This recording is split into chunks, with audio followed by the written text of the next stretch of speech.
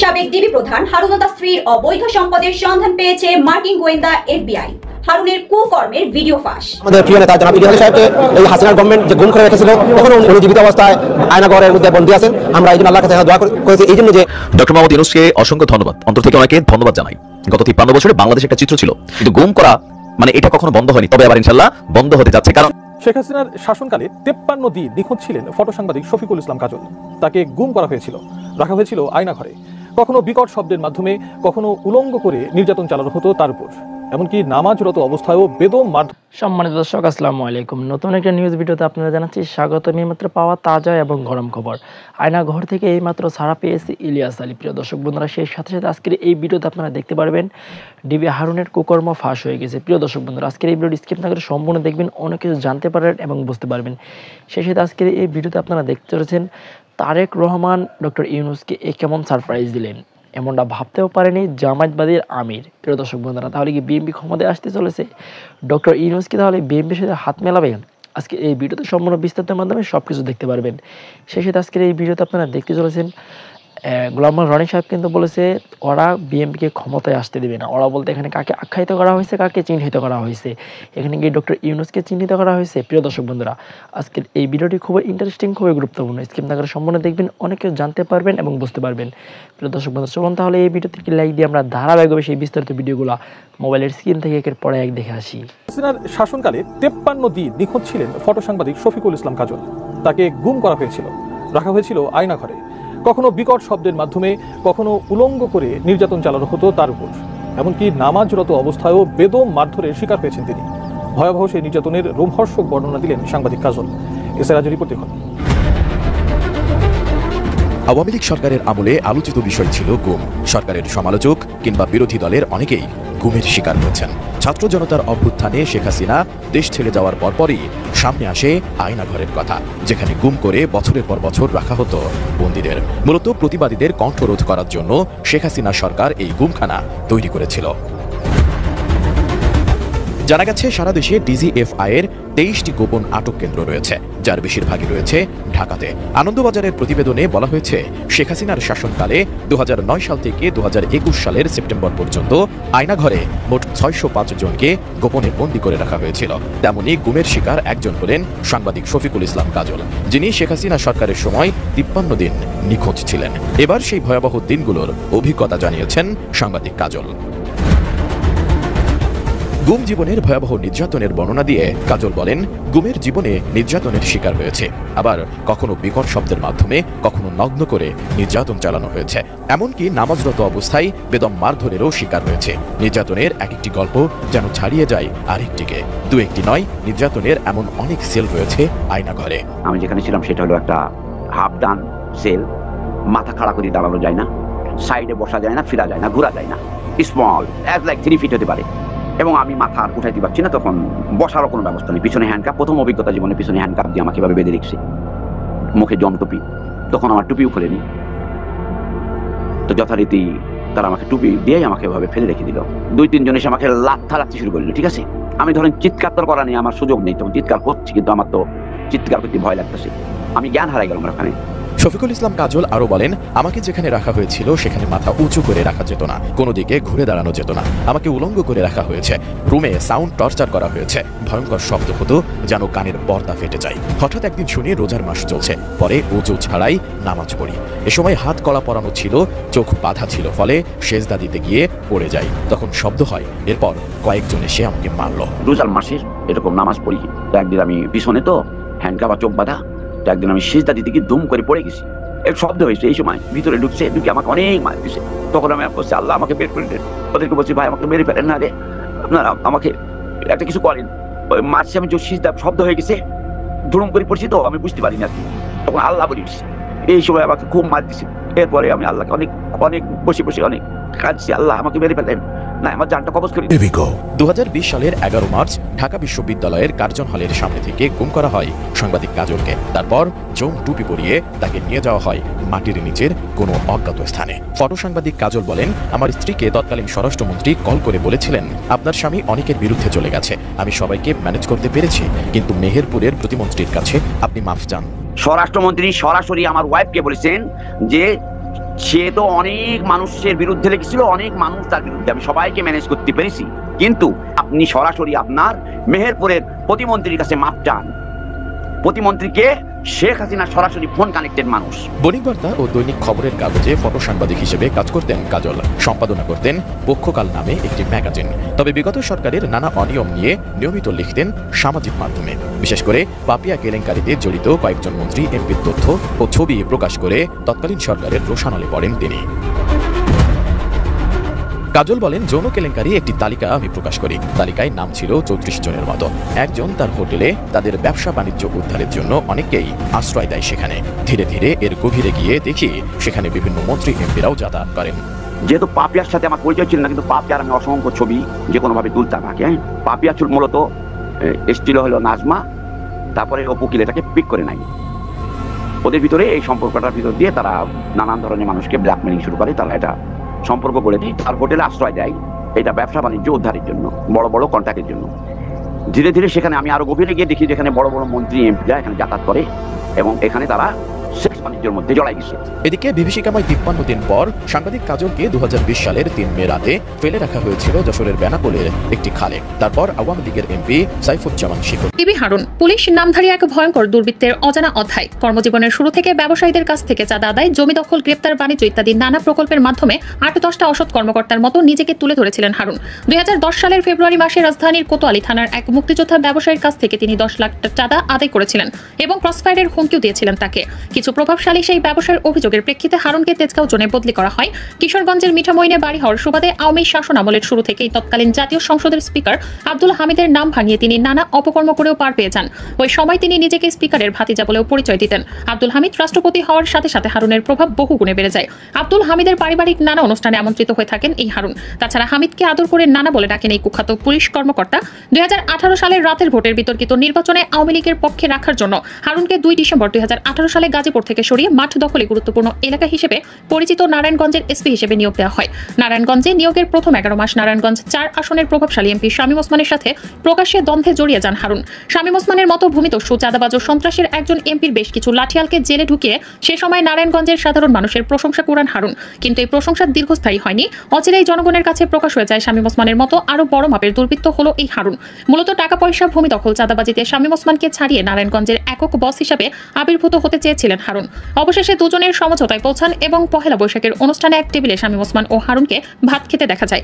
তারপরেই ডিবি প্রধান হারুনকে নারায়ণগঞ্জ থেকে বদলি করে ডিএমপিতে পাঠানো হয় 2020 সালের 14 মে। এই সময় তার পদবি হয় অতিরিক্ত মহাপরিদর্শক। এই পদায়নের 2 বছরের মাথায় 2022 সালের মে মাসে হারুনকে ডিআইজি পদমর্যাদায় ভূষিত করা হয়। নিয়ম অনুযায়ী তাকে আরো 1 বছর এই পদের জন্য অপেক্ষা করার কথা ছিল, অর্থাৎ আইন না মেনে 3 বছরের পরিবর্তে 2 বছরের মাথায় অ্যাডিশনাল ডিআইজি থেকে হারুনকে ডিআইজি করা হয়। হারুন বর্তমানে ডিএমপির ডিবি পুলিশের প্রধান হিসেবে দায়িত্ব পালন করছে। ডিবি প্রধান হিসেবে হারুন একের পর এক অদ্ভুত আচরণ প্রদর্শন করে চলেছেন। কোন থানার ইকুইজিশন অর্ডার তোয়াক্কা না করে তিনি রাতের আধারে বিএনপির শীর্ষ নেতৃবৃন্দকে আটক করেছিলেন।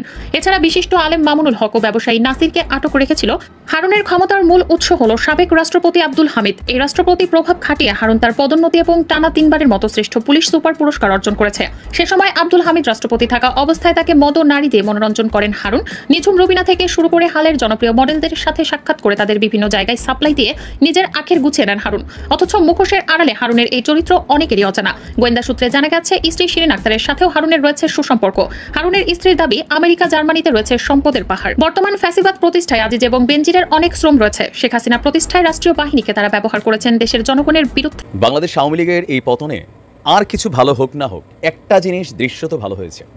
একটা জিনিস একদম দৃশ্যত ভালো হয়েছে। দেখেন, বাংলাদেশের প্রধান যে 2টা রাজনৈতিক দল, তাদের মধ্যে একটা দলকে যারা লিড করেন, মানে বেগম খালেদা জিয়ার ছেলে তারেক রহমান, তিনি কালকে যে বক্তব্য দিয়েছেন, আমার মনে হয় যে পুরো বিএনপি সারপ্রাইজ হয়েছে।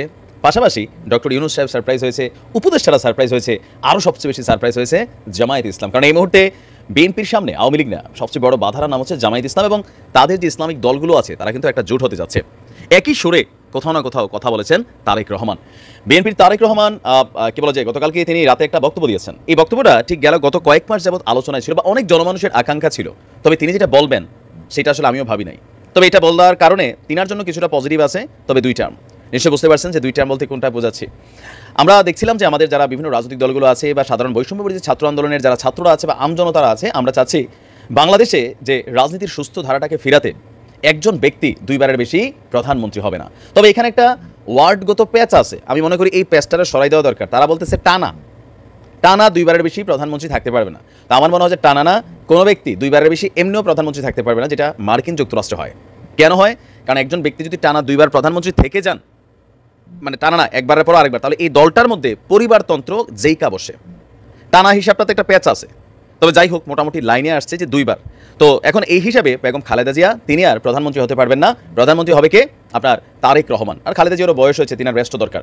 তো তারেক রহমান বলছেন যে আপনার বাংলাদেশে আর যেন কোনোদিন কেউ ক্ষমতাকে কুক্ষিগত করে স্বৈরাচারী না হয়ে উঠতে পারে, সেইটা নিশ্চিত করতে বিএনপি সংবিধানে এমন ব্যবস্থা রাখতে চায় যাতে কেউ যেন পরপর দুইবারের বেশি প্রধানমন্ত্রী হতে না পারেন। তা আমি মনে করি পরপর শব্দটা বাদ দিয়া দুইবারের বেশি প্রধানমন্ত্রী হতে না পারেন, তাহলে দলগুলোতে গণতন্ত্র কাজ করবে। আর নয়তো যে বিএনপি আজন্ম তারা তাদের ফ্যামিলি থেকে প্রধানমন্ত্রী হবে, আওয়ামী লীগ আজন্ম তাদের ফ্যামিলি থেকে প্রধানমন্ত্রী হবে, বাকিরা মন্ত্রী হবে, এমপি হবে, মারামারি কাটাকাটি করবে। এই দুইটা পরিবারের কাছেই ক্ষমতা থেকে যাবে, যেটা জামাতের মধ্যে আবার নাই, জাতীয় পার্টির মধ্যে এটার আছে। আপনার আজকে জাতীয় সংসদ নির্বাচনের প্রস্তুতি নিতে লন্ডন থেকে অনলাইনে একটা কনফারেন্স করেছেন তিনি। আর ফরিদপুরের নেতাকর্মীদের উদ্দেশ্যে বক্তব্য দেওয়ার মধ্যে তিনি বলছিলেন যে গত 5ই আগস্ট স্বৈরাচার পতনের সাথে সাথে বাংলাদেশের মানুষের প্রত্যাশায় যুক্ত হয়েছে নতুন আশাবাদ, আর পরিবর্তিত হয়েছে ভাষা। এই পরিবর্তিত নতুন ভাষা পড়তে এবং বুঝতে হবে, আর আশাবাদকে বাস্তব রূপ দিতে হবে। সেটা না পারলে ছিটকে পড়তে হবে। আমি বারবার বলছিলাম দলীয় যারা প্রধান আছেন তারা কিন্তু বাতাসটা বুঝতেছেন, কারণ তারেক জিয়া এই মুহূর্তে লন্ডন আছেন। গতকালকে দেখছেন এসালমের সেই গাড়িতে এই যে কক্সবাজারের যে এমপি, দীর্ঘদিন যাবত এমপি না, সাবেক এমপি, বিএনপি নেতা সালাউদ্দিন, এত মানে পানি টানি ঘোলাইয়া বাংলাদেশে এসে কালকে এসালমের গাড়ি তিনি চড়ছেন। এটা নিয়ে বিভিন্ন মানুষ বিভিন্ন বক্তব্য দিচ্ছেন। বিএনপির লোকেরা যে তিনি কি জানবেন না কেন ভাই? এসব ওই তেলমারা যুক্তি বন্ধ করেন, যেটা রিয়েল এটা রিয়েলি। ইভেন এই গাড়িগুলো যারা বার করছে বিএনপি তাদের জায়গা থেকে শক্ত একটা প্রতিক্রিয়া দেখেছে। চট্টগ্রাম দক্ষিণের সম্ভবত পুরো বিএনপির কমিটি বিলুপ্ত করে দিয়েছে। কারণ কি শুরু হয়ে গেছে বিভিন্ন জায়গায় এই যে মারামারি, ছিনতাই, লুটপাট, তারপর হচ্ছে ধাওয়া পাল্টা দেওয়া, নিজেরা ক্ষমতাকে পুঞ্জীবিত কইরা 20 জন আহত, মার্ডার হয়ে যাচ্ছে। এগুলা যেগুলো হচ্ছে এটি তারেক রহমান বুঝাইতেছেন যে নতুন এই পরিবর্তিত ভাষাটাকে বুঝতে হবে, মানুষ কি চায়। আর বিএনপি যখন এগুলা করতেছে জামাত অটোমেটিক একটা পজিটিভ প্ল্যাটফর্ম পাচ্ছে। যে দেখো জামাত কত শান্ত, কত সুন্দরভাবে তারা কথা বলছে, কত সুন্দর ব্যবহার করছে। আর বিএনপি তারা কি করতেছে? সব খবর কি নিউজে আসে? আর আমার এলাকায় এখনো বিএনপি ক্ষমতায় আসে নাই, কিছু চোর ডাকাইত এগুলো ধরেন রাস্তাঘাটে যা শুরু করছে। আমার নিজের এলাকার কথাই বললাম। তো সেক্ষেত্রে ক্ষমতায় আসলে কি করবে? তো আমাদের যারা এলাকার সাধারণ মানুষ তারা এগুলো পছন্দ করতেছে, তারা বিএনপি করে এমনই লোক তিনিও বলতেছেন বিএনপি আসার দরকার নেই। কারণ কি তিনি ভদ্র মানুষ, তিনি জানেন বিএনপি আসলে তিনি দলের কাছে মূল্যায়ন পাবেন না, এরা এখানে হাইব্রিড হয়ে জায়গা বসবে। তো যাই হোক, পরিবর্তিত ভাষাটা বিএনপির আসলেই বোঝা উচিত। আর আমি তারেক রহমানকে ধন্যবাদ জানাই যে তিনি এই বিষয়টাতে সম্মতি প্রকাশ করেছেন। কোনটা? যে পরপর, বাট আমি মনে করি এই পরপরটাও বাদ দিয়া দুইবারের বেশি একজন লোক প্রধানমন্ত্রী হতে পারবে না। তাহলে পরিবারতন্ত্রের যে রাজনীতিটা সেইটা নাই হয়ে যাবে। কারণ প্রধানমন্ত্রী যদি হয় টানা দুইবার, তো ধরেন এরপর আবার অন্য একজন হইলো, আর একটা দল তো টানা 3বার ক্ষমতায় থাকে না, থাকতে গেলে স্বৈরাচারী হয়ে আসে। বাংলাদেশের ইতিহাসে এটা সম্ভব না, তাই না? তো সেই ক্ষেত্রে 3 নাম্বার বার এমনিও আসবে না, তারা বোঝে। তো 4 নাম্বার হলে আবার আসবো, এটাও কিন্তু একটা কৌশলী বক্তব্য। তারপরও যতটুকু তিনি বলছেন ততটুকুতে আমি খুশি যে পরিবর্তনের জিনিসটা মাথাতে কাজ করে গেছে। এই ভাষাটা বোঝা জরুরি ছিল। ভালো। বাংলাদেশি জাতীয়তাবাদের ধারক এবং বাহক এবং শহীদ প্রেসিডেন্ট জিয়াউর রহমান প্রতিষ্ঠিত যে দল বাংলাদেশ জাতীয়তাবাদী দল বিএনপি, এই দলটিকে নিয়ে দীর্ঘদিন যাবৎ চক্রান্ত চলছে। এবং এই দলটি যখন প্রতিষ্ঠিত হয়েছিল ঠিক তখন থেকেই ভারত এবং তাদের যারা মিত্র, এদেশীয় এবং অন্য দেশীয়, সকলে মিলে এই দলটির ত্রুটি চেপে ধরার জন্য প্রথমত একেবারে শহীদ প্রেসিডেন্ট জিয়াউর রহমান সাহেব যখন 7ই নভেম্বরের পর ক্ষমতায় এলেন, ঠিক সেই সময়টিতে কোনো কিছু ভেবে ওঠার আগেই তার রাষ্ট্র ক্ষমতা গ্রহণ এবং যাকে বলে পুরো বিষয়গুলো বুঝে ওঠার আগেই উইদিন 1 সপ্তাহের মধ্যে ভারতীয় পরিকল্পনায় যেভাবে মৌলবাদ ঢুকিয়ে দেওয়া হলো বাংলাদেশের মধ্যে, এবং যেভাবে পাকিস্তানের যে মদতপুষ্ট রাজাকার আল বদর আর শামস তাদের যে হঠাৎ উল্লম্ফন এই বাংলায় শুরু হলো, এটি আত্মস্থ করতে শহীদ প্রেসিডেন্ট জিয়াউর রহমানের কম করে হলো 30 দিন সময় লেগেছে। অর্থাৎ 1975 সনের নভেম্বর মাসের 10 তারিখ থেকে পরবর্তী ডিসেম্বর মাসের 10 তারিখ পর্যন্ত এই একটা মাস তিনি আসলে বোঝার চেষ্টা করেছেন যে দিল্লি বাংলাদেশ নিয়ে কি খেলছে, পাকিস্তান বাংলাদেশকে নিয়ে কি খেলছে, এবং এই খেলার মধ্যেই তিনি তার ক্ষমতাটি পাকাপোক্ত করতে পেরেছিলেন। ফলে জঙ্গিবাদ, সামরিক বাহিনীর মধ্যে যে সকল কিলার গ্রুপ যারা বঙ্গবন্ধুর হত্যাকাণ্ডের সঙ্গে জড়িত ছিল, তাদের যে চক্রটি ছিল, তার সঙ্গে সঙ্গে জাসদ থেকে শুরু করে অন্যান্য যে রাজনৈতিক শক্তিগুলো যাদের হাতে অস্ত্র ছিল, তো পুরো বিষয়টিকে তিনি খুব অল্প সময়ের মধ্যে রাষ্ট্রের নিয়ন্ত্রণে আনতে পেরেছিলেন। শান্তি, সংহতি, প্রতিষ্ঠার পাশাপাশি তিনি যে সমস্যাটি ধরতে পেরেছিলেন সেটি হলো যেভাবে মুক্তিযুদ্ধ হয়েছে এবং যেভাবে বাঙালি জাতীয়তাবাদকে একেবারে ধারক বাহক হিসেবে আওয়ামী লীগ এবং ভারত একই সঙ্গে যাকে বলা হয় এই নতুন যে রাষ্ট্রটি সেই রাষ্ট্রটির মূল মন্ত্র হিসেবে প্রচার করার চেষ্টা করছে, তার মধ্যে বাংলাদেশের স্বাধীনতা এবং সার্বভৌমত্বের যে সূর্য সেটি অস্ত যাওয়ার সম্ভাবনা রয়েছে।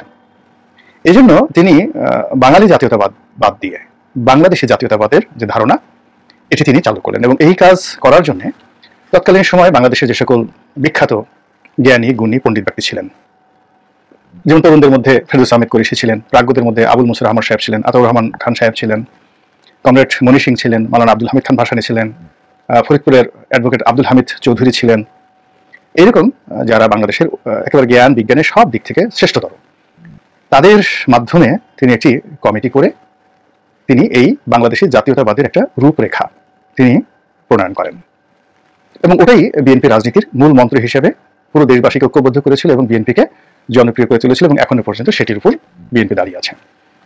বাংলাদেশি জাতীয়তাবাদ যদি আপনি ধরেন তাহলে আমরা যে ভূখণ্ডটির জন্য যুদ্ধ করেছি গাঙ্গেয় বদ্বীপ, এটির উপর আমাদের একেবারে মৌলিক এবং একক কর্তৃত্ব প্রতিষ্ঠিত হয় রাষ্ট্র হিসেবে।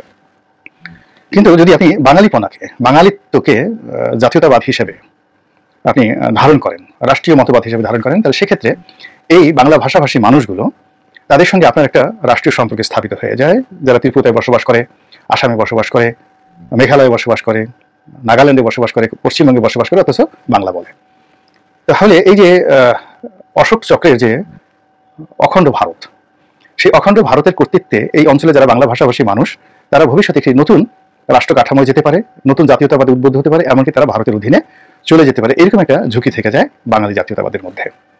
আর যখনই আপনি বাংলাদেশি জাতীয়তাবাদটা ধরবেন ঠিক তখনই আপনার কাছে মনে হবে যে না, এটি একটি স্বতন্ত্র রাষ্ট্র, সব কিছু আমাদের আলাদা। তো এই বিষয়টি শহীদ প্রেসিডেন্ট জিয়াউর রহমানের মনোমস্তিষ্কে আসার কারণে এই ভূখণ্ডে এখনো বিএনপি প্রধানতম জনপ্রিয় রাজনৈতিক দল। তো সেই জনগণকে ঐক্যবদ্ধ করে তিনি যে রাজনীতি শুরু করেছেন এটি তাকে বেশি দিন চালাতে দেওয়া হয়নি, তাকে খুন করা হয়েছে এবং বলা হয়ে থাকে যে বিদেশি চক্রান্তে তিনি খুন হয়েছেন এবং তার সেই বিদেশি চক্রান্তের যে দেশীয় এজেন্ট তারা কারা কারা তাও কম বেশি আমরা সবাই জানি। এরপর যখন গণভোট হলো তার হত্যাকাণ্ডের পর, সেখানে বিএনপির পক্ষে জাস্টিস সাত্তার এলেন এবং বিপুল ভোটে তাকে হটিয়ে দিয়ে যেভাবে সামরিক শাসন চলল এবং 9টি বছর এটি স্বৈরাচারী শাসন ব্যবস্থা বাংলাদেশের এই ভূখণ্ডকে একেবারে খামচি দিয়ে ধরেছিল এবং এই সময়টি মূলত বাংলাদেশ ভারতের একটি করদ রাজ্যে, ভারতের একটি তাবিদার রাজ্যে এবং একই সঙ্গে পশ্চিমাদের অর্থাৎ আমেরিকার একটি তাবিদার রাজ্যে পরিণত হয় পুরো 80-র দশকে। বহু মানুষের ঘাম শ্রম দিয়ে আমরা যখন এরশাদ শাহীর পতন ঘটালাম তখন কার্যত বিএনপির যে ক্ষমতায় আসাটা এটি ছিল একটা বিশাল নেয়ামত 1991 সালে, যেটি কেউ আশা করেনি। এর কারণ হলো যেভাবে প্লট রচনা করা হয়েছিল, যেভাবে সেটা পতনটা অনিবার্য হয়ে পড়েছিল, তখনও ভারতের চক্রান্ত কিন্তু থেমেছিল না। তো সেই চক্রান্তকে মোকাবেলা করে মূলত বিএনপির যে ক্ষমতায় আসাটা সেটা ছিল একটা অলৌকিক বিষয়। তো আমাদের এই রাজনীতিতে, বাংলাদেশের রাজনীতিতে ভারত যেভাবে 10 হাত দিয়ে খেলার চেষ্টা করছে, সেই খেলার হাত থেকে বিএনপি রক্ষা পায়নি, 91 থেকে 96-তে রক্ষা পায়নি। ফলে পরবর্তীতে আবার আওয়ামী লীগ ক্ষমতায় এলো এবং আওয়ামী লীগের যেহেতু সভানেত্রী শেখ হাসিনা ওই জমানাতে ঠিক এই ভারতের যে খেলাধুলাটা এটা ঠিক ওইভাবে বুঝে উঠতে পারেননি, ফলে তাকেও কিন্তু বিদায় নিতে হয়। আবার বিএনপি ক্ষমতায় এলো, কিন্তু বিএনপি দ্বিতীয়বার ক্ষমতা আসার পরেও ভারতের যে লীলা খেলা এরশাদের মতো তারা বুঝতে পারেনি। তার ফলে কি হলো, আর একটা 111 চলে এলো এবং এই 11-র সময় বিএনপি আবার সেই ভারতের লীলা খেলার মধ্যে পড়লো। তারপর ভারত যেভাবে হোক তাদের মুরব্বীদের মাধ্যমে আওয়ামী লীগের একেবারে তাদের যে বিশাল একটা গ্রুপ রয়েছে সেই গ্রুপের মধ্যে সামহাউ তারা তাদের মতাদর্শ চিন্তা চেতনা এমনভাবে বোঝাতে সক্ষম হলো যে 2009 থেকে একেবারে সেই 5ই আগস্ট 2024 পর্যন্ত মূলত ভারতের একটা ছায়া সরকার এই বাংলাদেশে চলেছে।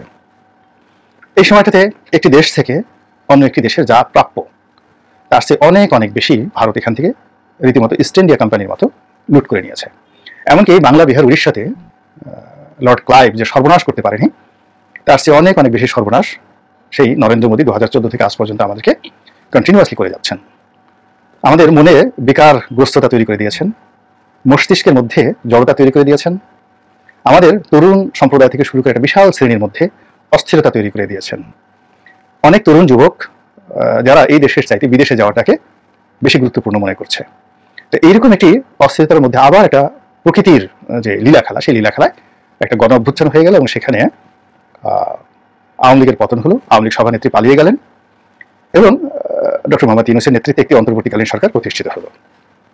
বাংলাদেশে এখন অলমোস্ট জামাতের লোক যদি বাদ দেন তাহলে প্রায় সবাই ধরে নিয়েছে যে বিএনপি ক্ষমতায় আসবে।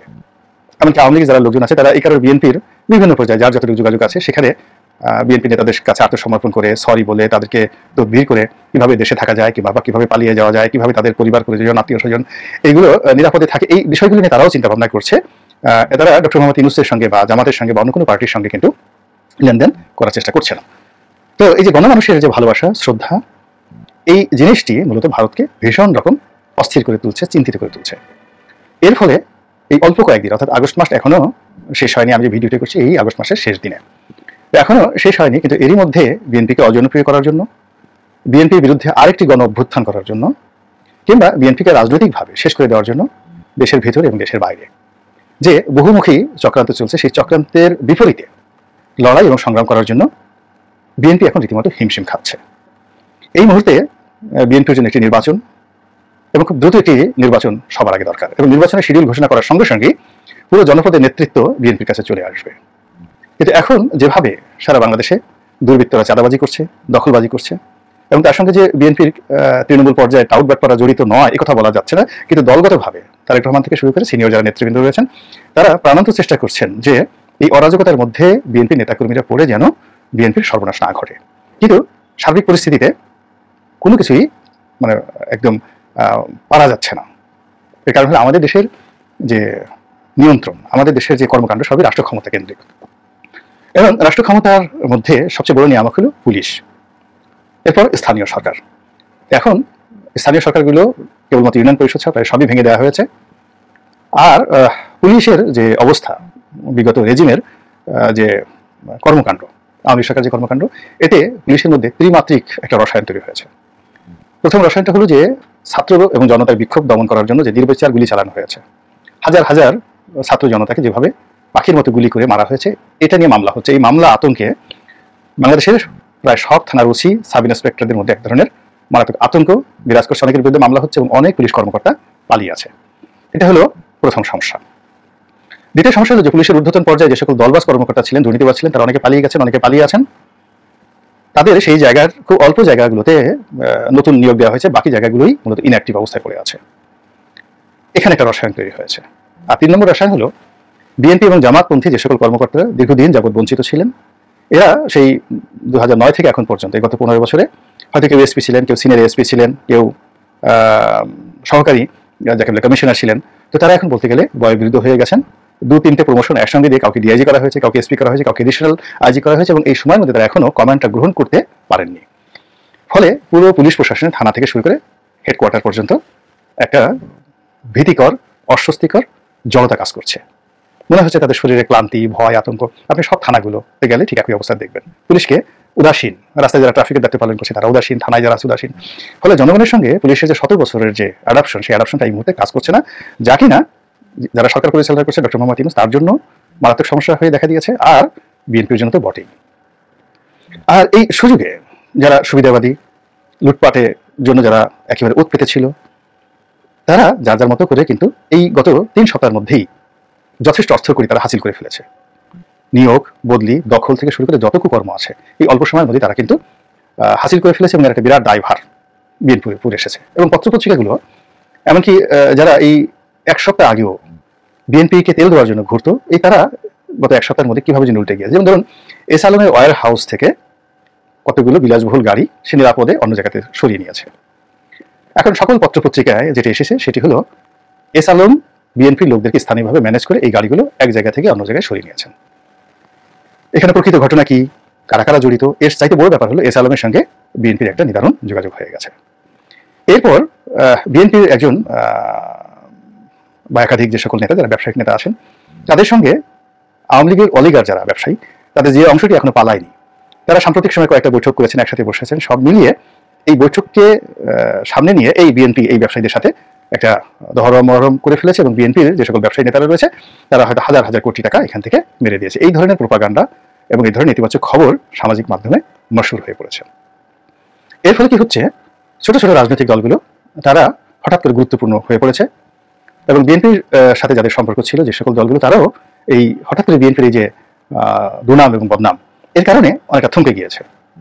এলডিপির কর্নেল অলি আহমেদ, বিজেপির থেকে শুরু করে অন্যান্য যে সকল রাজনৈতিক দল বিএনপির সাথে সম্পৃক্ত ছিল, তারা এই বিষয়ে এখন আর মুখ খুলতে চাচ্ছে না, বা বিএনপির সঙ্গে তারা থাকবে কিনা আলাদা করবে এই বিষয়গুলো নিয়ে কিন্তু বিএনপির পাশে কাউকে পাওয়া যাচ্ছে না। অন্যদিকে বিএনপি যারা দীর্ঘদিনের মিত্র জামায়াত ইসলামী, তারা অবস্থা দৃষ্টি মনে হচ্ছে স্বতন্ত্র দাঁড়াতে চাচ্ছেন, 300 আসনে তারা ইলেকশন করতে চাচ্ছেন এবং ইসলামী দলগুলোকে একত্র করে তারা একটা ইসলামী বিপ্লব ঘটিয়ে এবং এই দেশে ইরানের মতো করে অথবা আফগানিস্তানের মতো করে একটি ইসলামী আমিরাত এটি প্রতিষ্ঠা করার জন্য চেষ্টা চালাচ্ছেন।